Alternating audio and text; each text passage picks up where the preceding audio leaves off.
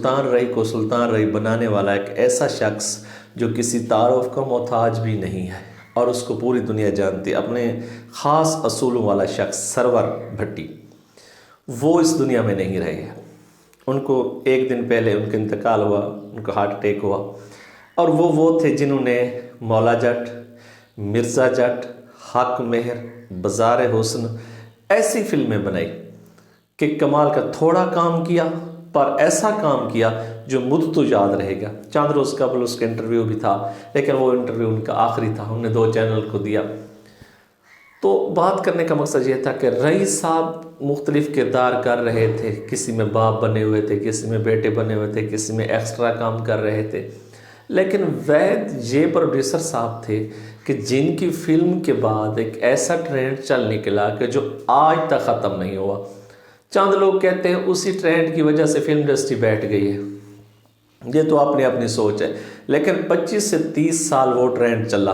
वो क्या था? एक्शन फिल्में। वो क्या था? गंडासा।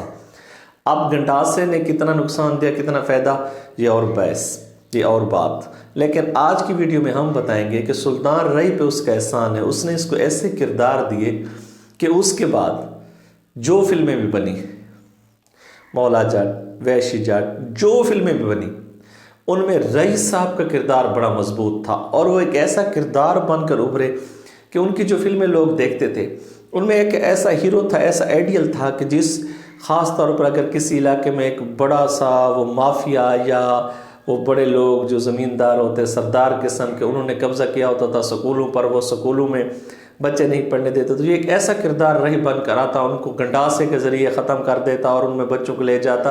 कहानी अच्छी होती, कहानियाँ थी भी अच्छी, लेकिन वो गंडासे के ज़ोर पर, जैसे वो आजकल के दौर में वो राइफल के तौर पर, उस वक्त गंडासे के तौर पर, उसके ज़ोर पर, तो इस तरह फिल्में बनाई जाती थी। लेकिन उन्हीं की वजह से सुल्तान रई को अच्छे किरदार मिले और एक ख़ास किस्म का सिनेमा, ख़ास किस्म के देखने वाले वो अब तक भी मौजूद हैं।